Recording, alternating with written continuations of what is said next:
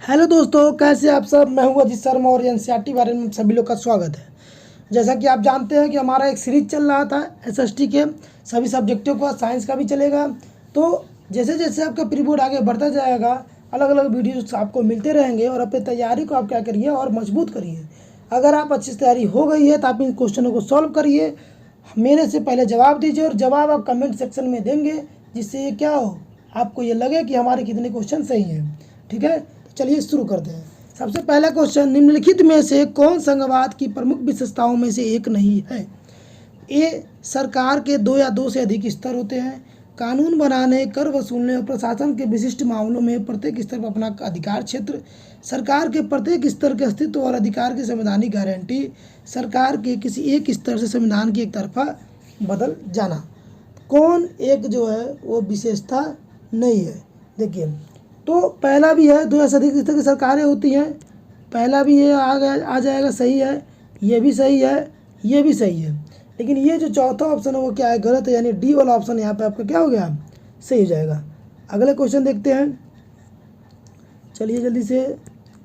भारतीय संविधान द्वारा कितनी भाषाओं को अनुसूचित भाषाओं का दर्जा दिया गया। कितनी भाषाओं को अनुसूचित भाषा का दर्जा दिया गया, तो कितनी भाषा हो गए, 22 भाषा को दिया गया था। चलिए अगला क्वेश्चन देखते हैं। अगला क्वेश्चन ये है, दो प्रकार के तरीके हैं जिनके माध्यम से संघों का गठन किया गया है, ये कौन कौन से हैं। पहले तरीके में स्वतंत्र राष्ट्र शामिल है, जो एक बड़ी इकाई बनाने के लिए एक साथ आते हैं। दूसरा तरीका वह है जहाँ एक बड़ा देश अपनी शक्तियों के राज्यों और राष्ट्रीय शक्तियों को विभाजित करने का काम होता है। उपरोक्त दोनों या उपरोक्त में से कोई नहीं। तो आपको देखिए, दो प्रकार के तरीके हैं जिनके माध्यम से संघों का गठन किया गया। पहला में राष्ट्र स्वतंत्र राष्ट्र हो और एक बड़ी इकाई बनाने के साथ रहते हो। दूसरा कि एक बड़ा देश अपनी शक्तियों के राज्यों और राष्ट्रीय सरकार को विभाजित कर लेता है। जैसे मान लीजिए यहाँ पर इसका ऑप्शन हमारा क्या हो गया, इंडिया का है। ठीक है, अगला क्वेश्चन पे आते हैं, यानी यहाँ पर सी वाला ऑप्शन हो जाएगा सही। अगला क्वेश्चन है कि भारत में कितने प्रतिशत लोगों की मातृभाषा हिंदी है। कितने परसेंट लोगों की मातृभाषा हिंदी है। ठीक है, कितने परसेंट लोगों की मातृभाषा हिंदी है, तो क्या हो जाएगा इसका चौथे का आंसर क्या हो जाएगा, 40% लोगों की मातृभाषा आज भी क्या है, हिंदी है। ठीक है, इनमें से कौन सा कथन सही है। आमतौर पर संघवाद में सरकारों के कम से कम दो स्तर होते हैं। बी ऑप्शन, दोनों सरकारों के स्तर एक दूसरे की अपनी शक्तियों का आनंद लेते हैं। ठीक, सी वाला ऑप्शन, देखिए ये भी सही है, ये भी सही है। सी वाला ऑप्शन, एक संघीय प्रणाली में एक राज्य से सरकारें शक्तियाँ अपनी होती हैं। एक संघीय प्रणाली में राज्य केंद्र सरकार के अधिक शक्तिशाली होता है, नहीं, गलत। यानी डी वाला ऑप्शन आपको क्या हो जाएगा, यहाँ पर सही हो जाएगा। चलिए अगला क्वेश्चन देखते हैं। संघीय प्रणाली के मूल उद्देश्य क्या है। देश की एकता को सुरक्षित रखने और बढ़ावा देना, क्षेत्रीय विविधता को समायोजित करना, विभिन्न समुदायों के बीच शक्तियों को साझा करना, ए एंड बी दोनों। क्या हो जाएगा छठे का आंसर। देखिए, देश की एकता को सुरक्षित रखने का बढ़ावा देना, ये भी है संघीय प्रणाली का मतलब। क्षेत्रीय विविधता को भी समायोजित करना, एक साथ लेकर चलना, ये भी है। लेकिन विभिन्न समुदायों के बीच शक्तियों को साझा करना, ये गलत है। यानी ए और बी ऑप्शन सही, यानी डी वाला ऑप्शन आपका क्या हो जाएगा, यहाँ पर सही हो जाएगा। अगला क्वेश्चन, निम्नलिखित में से कौन सा कथन एकात्मक सरकार के संबंध में है। सरकार का केवल एक स्तर होता है, उप इकाइयाँ केंद्र सरकार के अधीन होती हैं। केंद्र सरकार द्वारा प्रांतीय सरकार को आदेश पारित कर सकती है। एक राज्य सरकार केंद्र सरकार के प्रति जवाबदेह होती है। राज्य सरकारों की शक्तियाँ संविधान द्वारा गारंटी शुदा होती हैं। क्या हो जाएगा आंसर सातवें का, जल्दी से बताइए हमको। तो सातवें क्या होगा, ये भी सही है, ये भी सही है, और इसके जवाबदेह होती है, ये भी सही है। ये वाला जो ऑप्शन आपका क्या है, गलत है। यानी डी वाला ऑप्शन यहाँ पर आंसर हो जाएगा। अगला क्वेश्चन देखते हैं,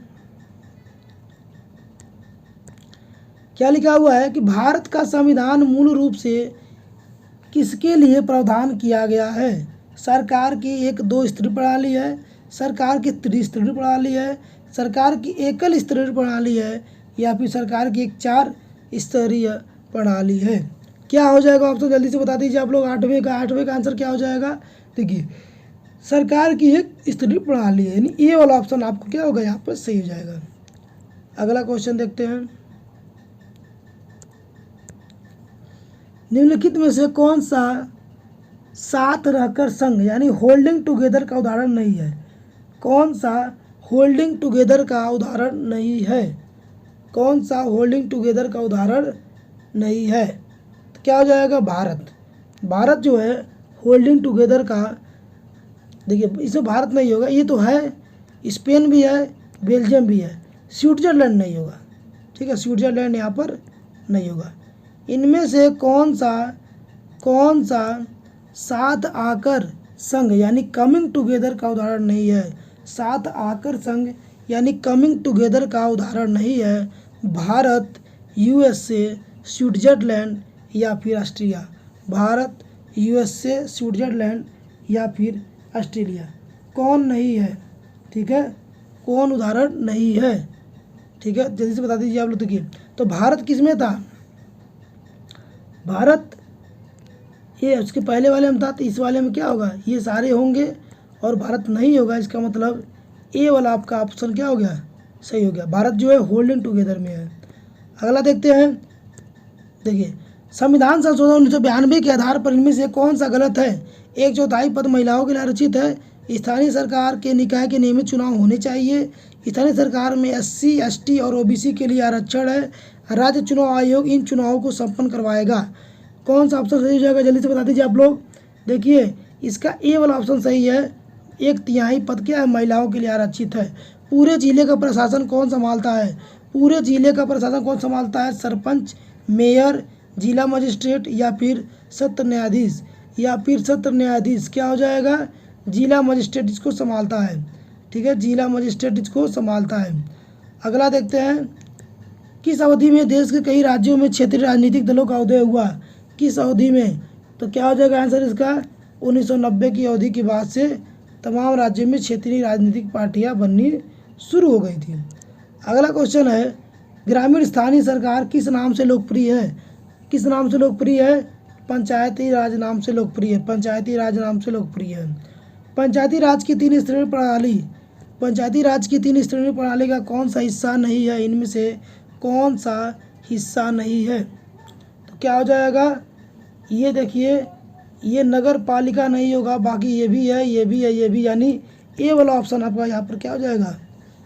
गलत है, नगर पालिका नहीं होता है। अगला क्वेश्चन देखते हैं।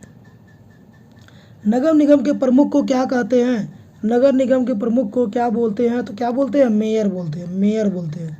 ठीक, अगला क्वेश्चन है। देखिए अगला क्वेश्चन है आपका कि, देखिए अगला क्वेश्चन यहाँ पर आ जाइए, थोड़ा सा कट गया है। अगला क्वेश्चन क्या है? पंचायती राज की प्रणाली में शामिल है ग्राम, ब्लॉक, जिला, ग्राम या राज्य सरकार, ग्राम, जिला और राज्य सरकार।